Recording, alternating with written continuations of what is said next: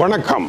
அமெரிக்க அதிபர் டொனால்ட் ட்ரம்பினுடைய மாயாவித்தனமான கற்பனைகளுக்கு விரைவில் முடிவுரை எழுதுவோம் என்று ஈரான் அறிவித்திருக்கின்றது. ஹோர்முஸ் நீரிணை அமெரிக்காவிற்கே சொந்தம் என்று புதிதான வரைபடம் ஒன்றை வெளியீடு செய்திருக்கின்றார் டொனால்ட் ட்ரம்ப். ஹோர்முஸ் நீரிணை ஈரானினுடைய ஒரு பகுதியையும் சுற்றி வட்டமாக வரைபடம் ஒன்றை ஏற்படுத்தி இது நமக்கே இனி சொந்தம், இது அமெரிக்காவின் நிலம் இன்று முதல் என்று அறிவித்திருக்கின்றார்.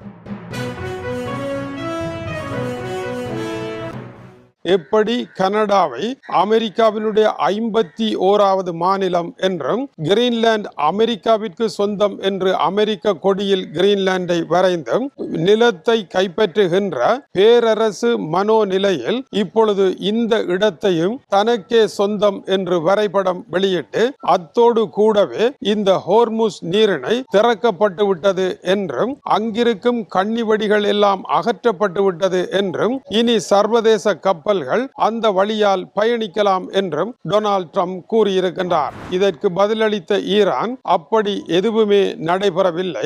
இந்த நீரிணை இப்பொழுதும் இந்த நிமிடமும் ஈரானினுடைய கட்டுப்பாட்டில் தான் இருக்கின்றது. டொனால்ட் ட்ரம்ப் நினைப்பது போல மாயாவித்தனமான கற்பனைகள் எதுவும் இங்கே நடைபெறவில்லை. அவர் இப்படியான கற்பனைகளில் பறந்து மனப்பால் குடிப்பது விரைவில் மாற்றியமைக்கப்பட்டு இத்தகைய அவருடைய செயல்களுக்கு முற்றுப்புள்ளி வைப்பதற்கு ஈரான் தயாராக இருக்கின்றது என்றும் ஈரானினுடைய தரப்பில் சுட்டிக்காட்டப்பட்டிருக்கின்றது. மறுபுறம் கட்டாரினுடைய பிரதமர் வெளியிட்டிருக்கும் செய்தியில் இப்பொழுது ஹோர்முஸ் நீரிணை தொடர்பாக ஓமானுக்கும் ஈரானுக்கும் இடையே பேச்சுவார்த்தைகள் நடைபெற்றுக் கொண்டிருக்கின்றன.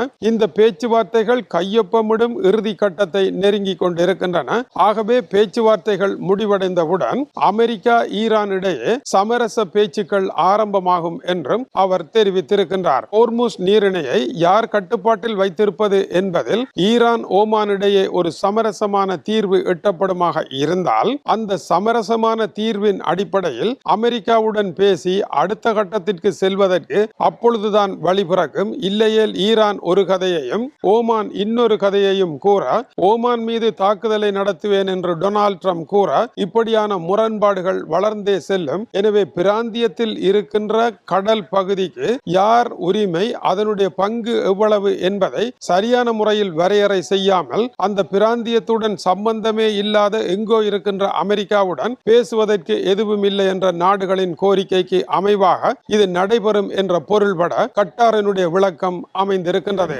இதற்கிடையில் இஸ்ரேலில் தேர்தல் பிரச்சாரங்கள் சூடு பிடித்திருக்கின்றன. கடும்போக்கு வாதத்தை கடுமையாக கூறுவதன் மூலம் வாக்கு வங்கியை நிரப்பலாம் என்று இஸ்ரேலிய கட்சிகள் நினைத்துவிட்டன.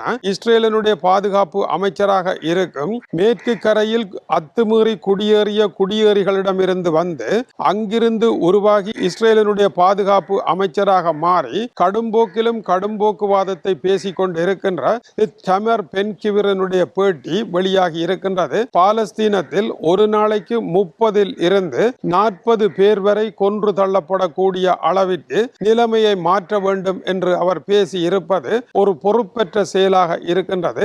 எதற்காக அவர்களை கொல்ல வேண்டும் என்ற கேள்விக்கு அவர் பதில் தராவிட்டாலும் படிப்படியாக கடல் அரிப்பது போல பாலஸ்தீனர்களை கொன்று தள்ள வேண்டும் என்பதும் காசாவை வெற்றிடமாக்கி இஸ்ரேலியர்களை குடியேற்ற வேண்டும் என்பதும் இவருடைய நோக்கமாக இருக்கின்றது. இவருடைய அடுத்த நோக்கம் மேற்கு கரையில் இருக்கின்ற அத்துமீறிய குடியேற்றவாசிகள் 5 லட்சம் பேர்களுடைய குடியேற்ற நிலங்களையும் இஸ்ரேலுடன் இணைத்து அதற்கு அங்கீகாரம் வழங்க வேண்டும் என்பது இவருடைய அடுத்த பாதையாக இருக்கின்றது. இவர் பாதுகாப்பு அமைச்சராக வந்த பின்னர் இஸ்ரேலிய சிறை கொட்டடிகளில் இருக்கின்ற பாலஸ்தீனர்களுக்கு பெரும் துயர்களை செய்ய ஆரம்பித்தார். அவர்கள் குளிக்கின்ற நேரத்தை குறைத்தார். அவர்களுக்கு வழங்குகின்ற உணவை குறைத்து ரேஷன் முறையை கொண்டு வந்தார். இதனால் சிறைச்சாலைக்கு பொறுப்பாக இருந்த இவரினால் பெரும் துயரங்களை சுமக்க வேண்டிய நிலை பாலஸ்தீன சிறை கைதிகளுக்கு ஏற்பட்டது. அத்துடன் நின்று விடாமல் மேற்கு கரையில் இருக்கின்ற போலீசாருக்கு சிறப்பு அதிகாரத்தை வழங்கி பாலஸ்தீனர்களை விரட்டியடிக்கும் வேலைக்கு இவர் பச்சை கொடியும் காட்டினார். அவர்கள் செய்யும் குற்ற செயல்களுக்கு தண்டனை வழங்காமல் வழக்கில்லாத நிலைமைகளையும் இவர் உருவாக்கி தான் பிறந்த மேற்கு கரைக்கு அரசியல் உரிமை ஒன்றை பெற்றுக் கொடுப்பதன் மூலமாக தன்னுடைய அரசியல் எதிர்காலத்தை நிலைநிறுத்துவதற்கான ஓர் அரசியலில் ஈடுபட்டு இவருடைய வீட்டின் சுவரில் பாருக் கோல்ஸ்டீன் என்கின்ற கொலைஞரனுடைய புகைப்படத்தை வைத்திருந்தார். இவர் 1994 ஆண்டு பாலஸ்தீனம் கெப்டன் மசூதியில் இருந்த தொழுகையில் ஈடுபட்டிருந்த மக்கள் மீது நடத்திய தாக்குதலில் 29 பாலஸ்தீனர்களை கொன்று தள்ளியவராகும். இவரை ஒரு கதாநாயகனாக கருதி இவருடைய புகைப்படத்தை தன்னுடைய வீட்டில் இவர் வைத்திருந்தார். அரசியல் விமர்சனங்கள் ஏற்பட்ட பின்னர் அந்த புகைப்படத்தை இவர் நீக்கினார். இப்படியான ஒருவர் தேர்தலில் கூறிக்கொண்டிருக்கின்ற இந்த கருத்துக்கள் மிக ஆபத்தானவை என்பது ஒரு புறம் இருக்க, காசா பிரச்சனை தீராமல் இருப்பதற்கு